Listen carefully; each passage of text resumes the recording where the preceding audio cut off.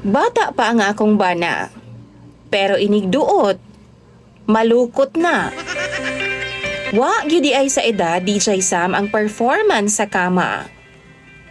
Kay nakauyaban kog edaran kaniadto, maayo pa man. Pero karon ang akong nabana nga 30 tahon pa lang ang edad. Wa naman halos pulos sa ana-ana. Itago na lang ko sa pangalang Caprice DJ Sam. 29 anyos.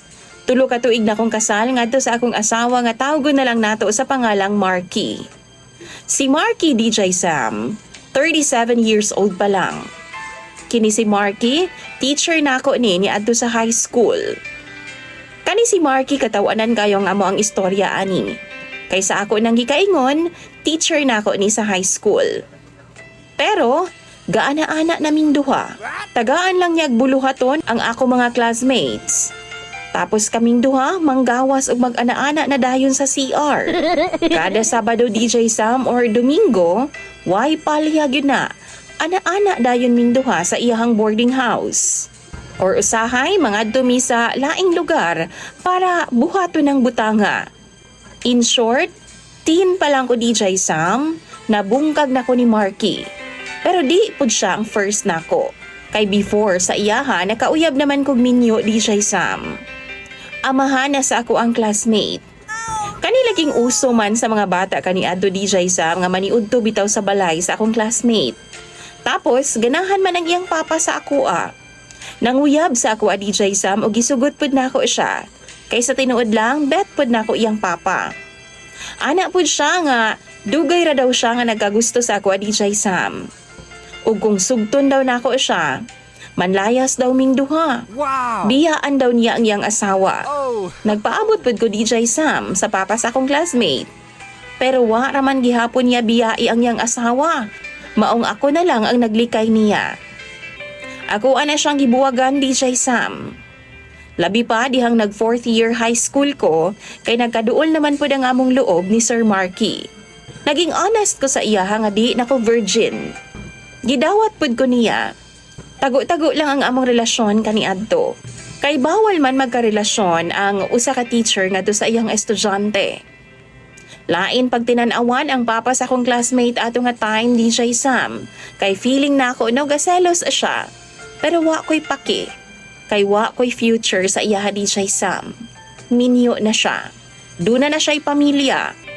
Pila ka tuig nga gibuhat namo ni Marky hangtod nga nag-college na lang ko DJ Sam. Ato gihapon mi.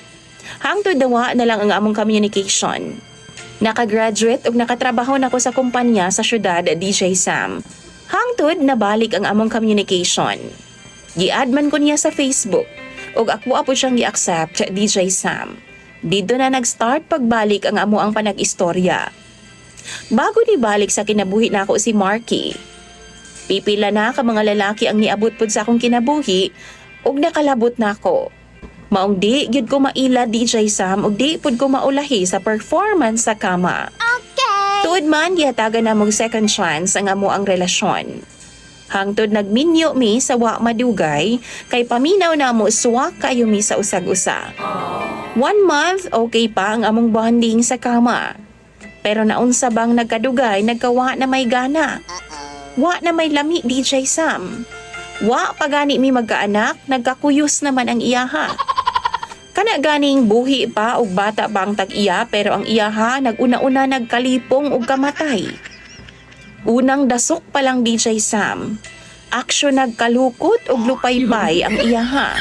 Sige na lang siyag pangayog pasensya sa akwa DJ Sam. Kay ana pa siya, wa daw kaayo siya'y gana. Pirmi na lang di ay. Sa usa ka semana DJ Sam, kausa na lang mi mag-ana-ana. Pero wa daw siya'y gana. Di pud siya diabetic.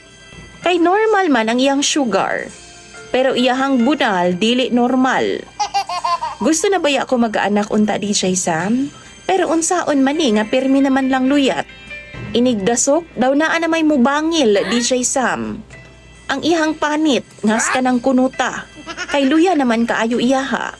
Taga gusto na lang nako DJ Sam mangayo siyag sorry. Seriously? Kay lutay iyaha. Ganinang kadlawon gihiling nako kay wedding anniversary baya namo. Pero Diyos ko, DJ Sam, mura jud in taon og naligsan og pison sa kalata ang iyaha. Naglibog na ko, DJ Sam. Katilawon na kaayo ko og lain. Labi na karon, DJ Sam, kay na ako'y ka-chatmate. Hot kaayo siya. Minyo na good pod, ug lami kayo patulan. Kay dili naman jud makahatag sa responsibilidad ang akong bana sa akoa.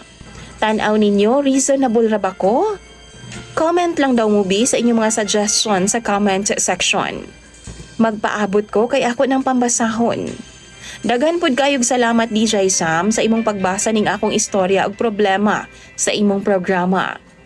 Imong sender o follower, Caprice.